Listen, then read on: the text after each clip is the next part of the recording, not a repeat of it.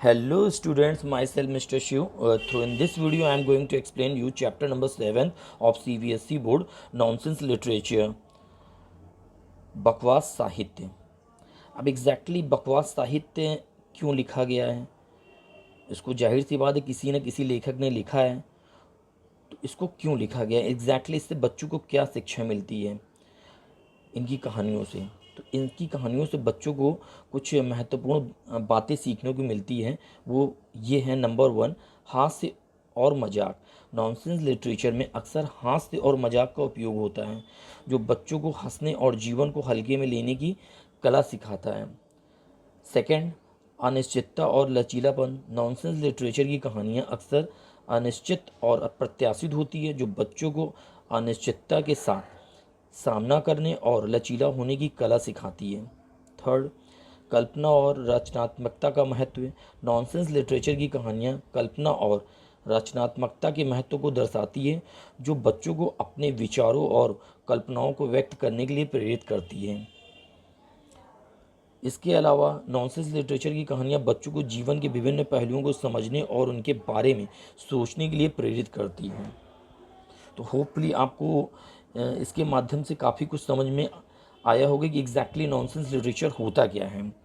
So let's start here line by line Hindi explanation of this chapter. Imagine a world where characters and their actions appear to defy logic and a common sense. Animals talking like humans or pupils suiting up or shrinking in a size. दुनिया की कल्पना करें जहाँ पात्र और उनके कार्य तर्क और सामान्य ज्ञान को चुनौती देते हुए प्रतीत होते हैं. मतलब जैसे कि जानवर इंसानों की तरह बातें कर रहे हों और लोग उछलते हैं और आकार में छोटे होते हैं. This is the word of the nonsense literature.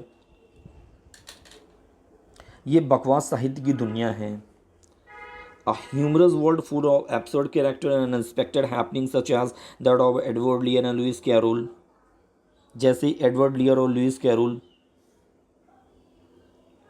These two English authors of the 19th century are considered the pioneers of the nonsense literature.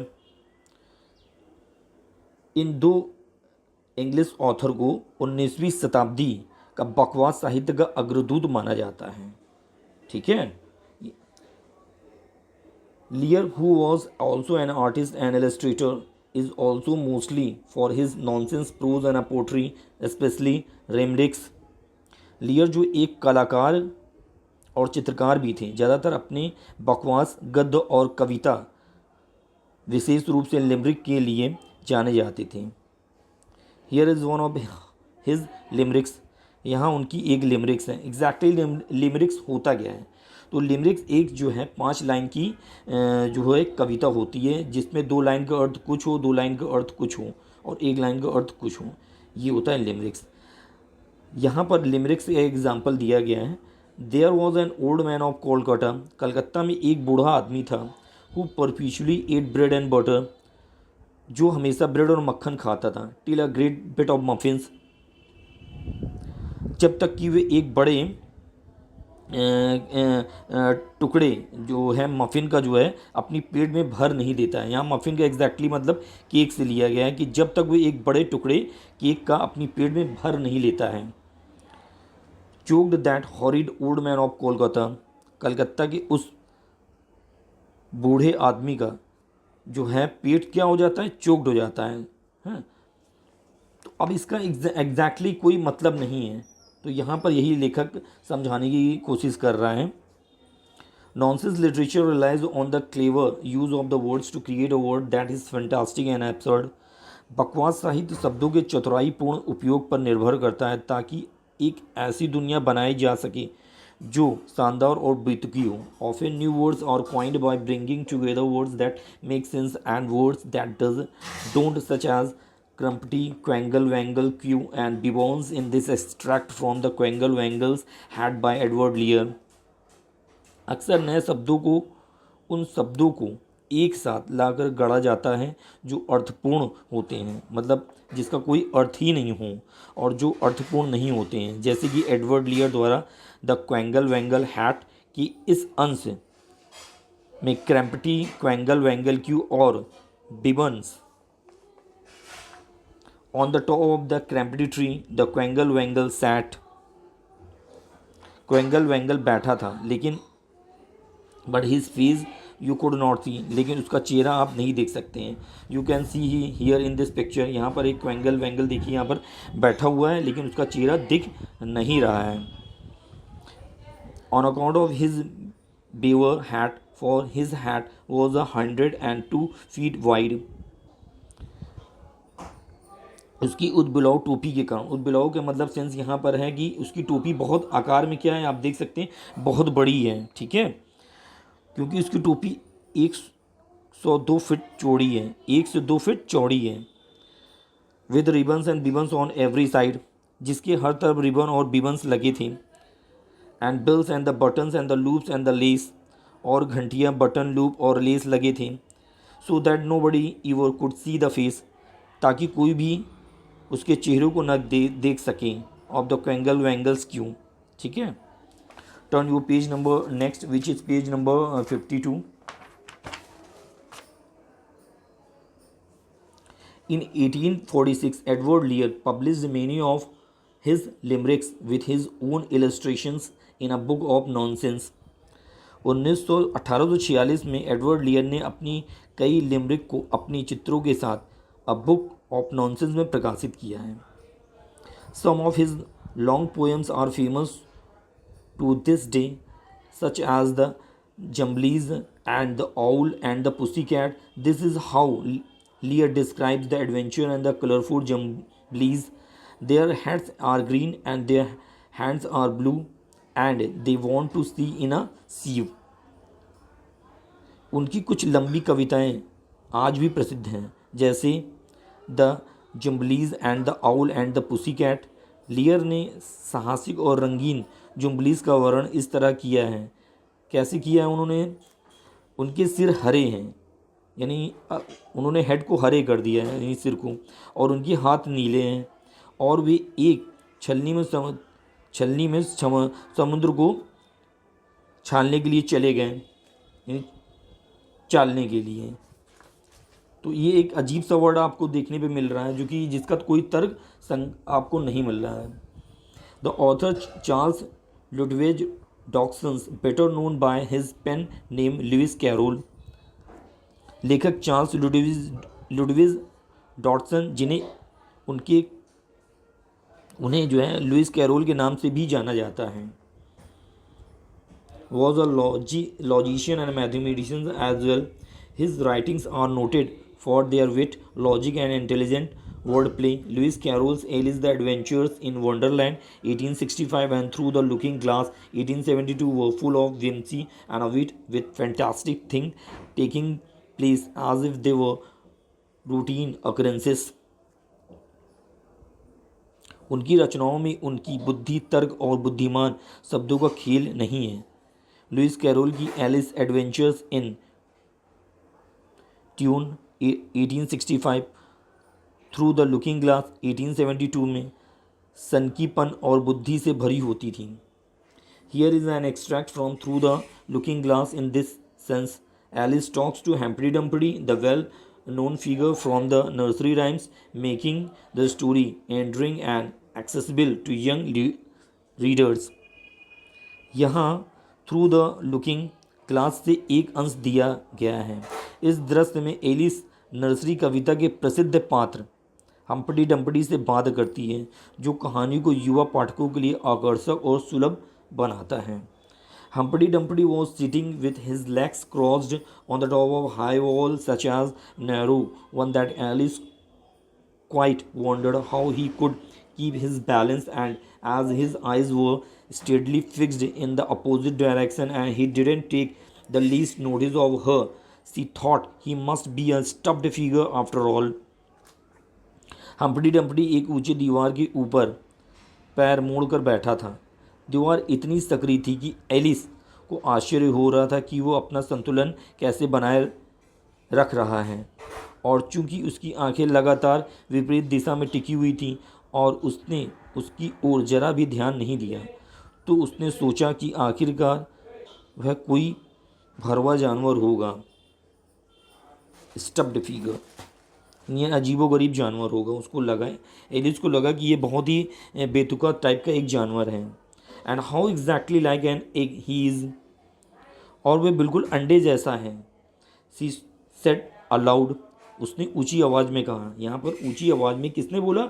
Alice ने बोला कि वह बिल्कुल अंडे जैसा दिख रहा है। ठीक है, standing with her hands ready to catch him, for she was every moment expecting him to fall. उसे पकड़ने के लिए अपने दोनों हाथ तैयार करके खड़ी थी, क्योंकि वह हर पल उसके गिरने की उसे आशंका हो रही थी कि वो किसी भी वक्त गिर सकता है। कौन फील कर रहा था ये कि किसी वक्त गिर सकता है?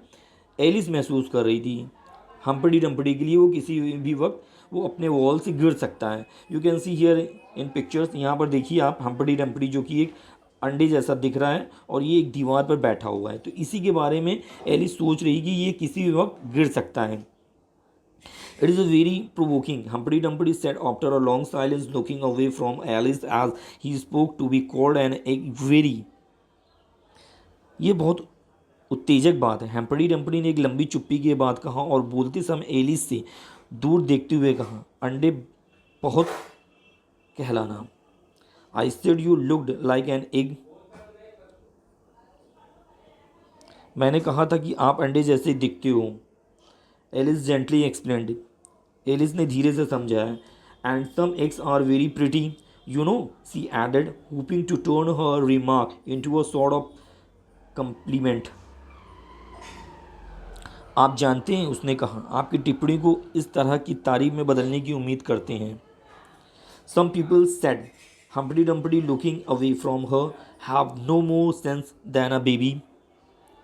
कुछ लोगों में, हम्पटी डम्पटी ने उनसे दूर देखते हुए कहा, एक बच्चे से भी अधिक समझ नहीं होती है। Alice didn't know what to say to this, Alice को समझ नहीं आया कि इस पर वे क्या कहें। It wasn't at all like conversations, she thought, as he never said anything to her. In fact, his last remark was evidently addressed to a tree, so she stood and softly repeated to herself. Alice को समझ नहीं आया कि वह इस पर क्या कहे। वे बिल्कुल भी बातचीत जैसा नहीं था, उसने सोचा, क्योंकि उसने उससे कभी कुछ नहीं कहा। वास्तव में उसकी अंतिम टिप्पणी स्पष्ट रूप से एक पेड़ को संबोधित थी, इसलिए वह खड़ी हुई और धीरे से अपने आप से दोहराई। हम्पटी डम्पटी sat on a wall. Humpty Dumpty had a great fall. All the king's horses and all the king's men couldn't put Humpty Dumpty in his place again. हम्पटी डम्पटी एक दीवार पर बैठ गया। हम्पटी डम्पटी बुरी तरह से नीचे गिर गया। राजा के सभी घोड़े और राजा के सभी आदमी हम्पटी डम्पटी को दोबारा उसकी जगह पर नहीं ला सके। Turn your page number next, which is page number 53। That's last line is much too long for the poetry. वह अंतिम पंक्ति कविता के लिए एक बहुत लंबी है। सी एडेड, उसने जोड़ा, almost out loud, forgetting the Humpty Dumpty would hear her. उसने लगभग ऊंची आवाज़ में कहा, यह भूल कर कि हम्पटी डम्पटी उसे सुन लेगा। Don't stand chattering to yourself like that, Humpty Dumpty said, looking at her for the first time, but tell me your name and your business. ऐसा अपने आप से बात मत करो, हम्पटी डम्पटी ने पहली बार उसकी ओर देखते हुए कहा, लेकिन मुझे अपना नाम और अपना व्यवसाय बताओ। My name is Alice, but, मेरा नाम एलिस है, लेकिन इट्स स्टूपिड इनफ नेम, यह नाम तो बहुत ही बेवकूफ़ी भरा है। हम्पटी डम्पटी इंटरप्टेड इम्पेशेंटली, हम्पटी डम्पटी ने अधीरता से बीच में टोका। व्हाट डज इट मीन, इसका क्या मतलब है? Must a name mean something, क्या नाम का कोई मतलब होता है? एलिस आस्क्ड डाउटफुली, एलिस ने संदेह से पूछा कि क्या नाम का भी कोई मतलब होता है, क्योंकि हम्पटी डम्पटी ने बोला कि नाम का कुछ मतलब होना चाहिए। तो उसके जवाब में एलिस ने बोला कि क्या कोई नाम का भी मतलब होता है? Of course it must, Humpty Dumpty said with a short laugh, बेशक ऐसा ही होना चाहिए, हम्पटी डम्पटी ने हल्की हंसी के साथ कहा। My name is means the shape, मेरा नाम का मतलब है कि मेरा आकार कैसा है। I am, and a good handsome sheep it is too. With a name like yours, you must be any sheep almost. और ये एक अच्छा सुंदर आकार भी है। आपके जैसे नाम के साथ आप लगभग किसी भी आकार की हो सकते हो। Why don't you sit out here all alone? तुम यहाँ अकेले क्यों बैठे हो? सेड एलिस, एलिस ने कहा। Not wishing to begin an argument. यह बहस शुरू नहीं करना चाहती, मतलब एलिस चाहती थी कि कोई भी बहस ना हो हम्पटी डम्पटी के साथ। वाई, क्यों? Because there is nobody with me. क्यों? क्योंकि मेरे साथ कोई भी नहीं है। Cried Humpty Dumpty, didn't you think I didn't know the answer to that? Ask another. हम्पटी डम्पटी ने चिल्लाया, क्या तुम्हें लगता है कि मुझे इसका उत्तर नहीं पता? किसी और से पूछूं? Don't you think you would be safer down on the ground? क्या तुम्हें नहीं लगता कि तुम ज़मीन पर सुरक्षित रहोगे? यहाँ पर एलिस बोलती है हम्पटी डम्पटी के लिए, क्या ये तुम्हारे लिए बेहतर नहीं है कि तुम यहाँ पर जो दीवार पर बैठे हो उसके बजाय तुम ज़मीन पर बैठ जाओ, जिससे तुम सुरक्षित रहोगे, तुम गिरोगे नहीं? Alice went on, not with any idea of making another riddle, but simply in her good nature anxiety for the queer creature. That wall is so very narrow. Alice ने आगे कहा, किसी और पहेली को बनाने के विचार से नहीं, बल्कि बस उस अजीब प्राणी के लिए अपनी अच्छी खासी चिंता में। वह दीवार बहुत सक्रिय है। यहाँ पे एलिस चिंता कर रही क्योंकि वो दीवार बहुत ही नैरो है। Why tremendously easy riddles you ask? आपने कितनी आसान पहेली पूछी है। Humpty डम्पटी growled. हम्पटी डम्पटी ने गुर्राते हुए कहा, of course I don't think so. बेशक मुझे ऐसा नहीं लगता। Why if ever I did fall off, which there is no chance of, but if I didn't I did. Here is pursed up with his lips and looked so solemn and grand that Alice could hardly help laughing. If I did fall, he went on, the king has promised me. Ah, you may turn pale if you like. You didn't think I was going to say that, did you? The king has promised me with his very own mouth too. लेकिन अगर मैं गिर गया, यहाँ उसने अपने ओठों को सिकोड़ लिया और इतना गंभीर और भव्य रूप से देखा कि एलिस मुश्किल से हंसी रोक पाई। अगर मैं गिर भी गया, वह बोला, राजा ने मुझसे वादा किया है, अगर तुम चाहो तो तुम पीले पड़ सकते हो। तुमने नहीं सोचा था कि मैं ऐसा कहने वाला हूँ, है ना? राजा ने मुझसे वादा किया है अपने मुंह से to send all his horse and all his men. Alice interrupted rather unwisely. अपने सभी घोड़ों और अपनी सभी लोगों को भेजने के लिए एलिस ने नासमझी से बीच में टोकते हुए कहा, now I declare that's too bad. अब मैं घोषणा करता हूँ कि ये सब बुरा है। Humpty Dumpty cried, breaking into a sudden passions. You have been listening at door and behind trees and down chimneys, or you couldn't have known it. हम्पटी डम्पटी ने अचानक गुस्से में चिल्लाते हुए कहा, तुम दरवाजे के पीछे, पेड़ों के पीछे और चिमनियों के नीचे सुन रहे होगे, अन्यथा तुम्हें पता ही नहीं चलता। आई हैवेंट इंडीड, मैंने तो नहीं पढ़ा। Alice said very gently, Alice ने बड़ी धीरे से कहा, इट्स इन अ बुक, ये किताब में है। Turn your page number next, which is page number 54। Lewis Carroll also wrote parodies of popular rhymes and poems.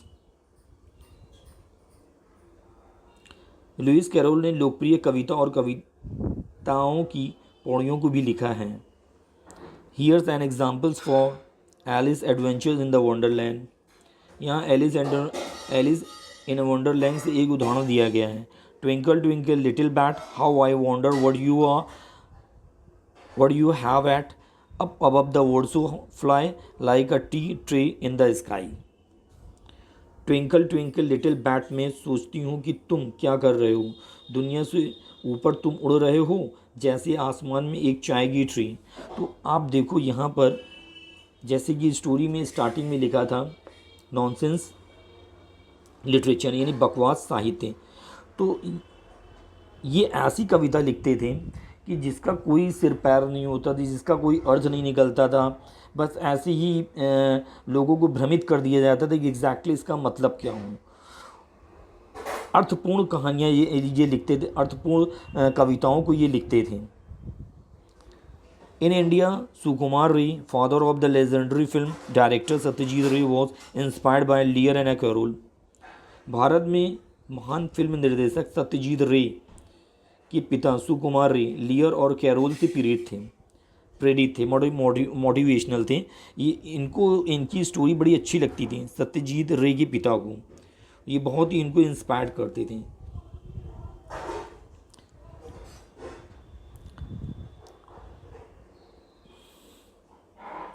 Upendra किशोर रे हैड फाउंडेड द मैगजीन संदेश। उपेंद्र रे किशोर ने जो है एक मैगजीन जो है संदेश फॉर द चिल्ड्रेन में 1913 में बच्चों के लिए संदेश पत्रिका की स्थापना की थी। He wrote stories for children and made beautiful illustrations to accompany them. उन्होंने बच्चों के लिए कहानियाँ लिखी और उनके साथ सुंदर चित्र बनाए। Sukumar had perhaps inherited this talent from his father. Sukumar को शायद ये प्रतिभा उनको अपने पिता से विरासत में मिली थी।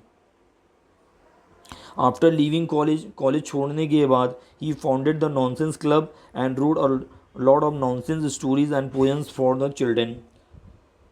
उन्होंने नॉनसेंस क्लब की स्थापना की और बच्चों के लिए बहुत सारी बकवास कहानियाँ और कविताएं लिखी। Here is an excerpt from the poem Khichdi Hodgepodge, one of the first of Sukumar Ray's nonsense poem। यहाँ सुकुमार रे की पहली बकवास कविताओं में से एक खिचड़ी हौच पौच का एक अंश दिया गया है। Notice the imaginary animals in the poem and copies of the illustrations made by him. कविता में एक काल्पनिक जानवरों और उनके द्वारा बनाए गए चित्रों की प्रतियों पर ध्यान दें। अब यहाँ पर एक और अब देखिए पोएम्स आ गई जिसका कोई आपको अर्थ नहीं मिलेगा, जिस पे तुका है, ठीक है। Storks exclaim to tortoise, wow what a delight, our storkies form is just right. सारस ने कछुए से कहा, वाह क्या खुशी है, हमारा सारस रूप बिल्कुल सही है। Parrot headed lizard feels exceedingly silly, must he spawn all insects for raw green chilli. तोते के सिर वाली छिपकली को बहुत ही मूर्खतापूर्ण लगता है, क्या उसे कच्ची हरी मिर्च के लिए सभी गुणों को त्याग देना चाहिए। देखिए कितना अजीबोगरीब है, बिल्कुल अर्थ निकालना ही बिल्कुल आसान नहीं है। अब आप समझ सकते हैं कि ये किस तरीके की चीज़ों को लिखते थे। The goat leaped on a scorpion at a quick run and now look at them, head and the tail are one। बकरी तेजी से दौड़ते हुए बिच्छू पर चढ़ गई और अब उन्हें देखो, सिर और पूंछ एक हैं। अब बताइए क्या आपको इससे समझ में आया? कुछ समझ में नहीं आया। तो बेसिकली इनकी स्टोरी ही इसी तरीके होती थी और पोएम्स ही इसी तरीके लिखते थे, बिना सिर पैर की बातें, जो बच्चों को भी समझ में ना आए और बड़ों को भी समझ में ना आए, बस कन्फ्यूजन में डाल देते थे। This poem was the part of the collection of the poem called Abol Tabol rhymes without reasons. यह कविता अबोल तबोल बिना कारण की कविताएं नामक कविता संग्रह का हिस्सा थी। Sukumar Ray also published nonsense prose. Sukumar Ray बकवास गद्य भी प्रकाशित करते थे। Perhaps the most famous was Ha Ja Ba Ra La और टॉपसी तुर्वी स्टोरी। शायद सबसे प्रसिद्ध हाउ जॉ बॉ रॉ लॉ एक उल्टी कहानी थी। There are similarities between this stories and the Alice adventures in the Wonderland. Both the main characters fall asleep on the grass, they dream, they meet with the unknown and known animals and the pupils and then finally return to reality। इसमें एक कहानी Alice adventure in the Wonderland के बीच समानताएं हैं। दोनों मुख्य पात्र घास पर सो जाते हैं, वे सपने देखते हैं, वे अज्ञात और ज्ञात जानवरों और लोगों से मिलते हैं और फिर अंत में वास्तविकता में लौट आते हैं। Nonsense literature is mean to delight children and the adults alike. Edward Lear wrote it for his patrons children. बकवास साहित्य बच्चों और वयस्कों दोनों को खुश करने के लिए होता है। एडवर्ड लियर ने इसे अपने संरक्षक बच्चों के लिए लिखा था। Lewis Carroll wrote it because he had promised young Alice Liddell that he would write down a story he had told her. Lewis Carroll ने इसे इसलिए लिखा क्योंकि उन्होंने युवा एलिस लिडिल से वादा किया था कि वह उसे सुनाई गई कहानियों को लिखेंगे। सुकुमार रे road for the readers of the संदेश। सुकुमार रे ने संदेश के पाठकों के लिए लिखा। Thanks for them we have an upside down world to explore quite like Alice falling into Wonderland. उनके लिए धन्यवाद। हमारे पास खोजने के लिए एक उल्टी दुनिया है, बिल्कुल वैसी जैसे एलिस वंडरलैंड में गिर जाती है। Hopefully you like my explanation of this video. If you like my explanation, please like my video and subscribe me. आज के लिए इतना ही बेटा, बाय बाय। हेलो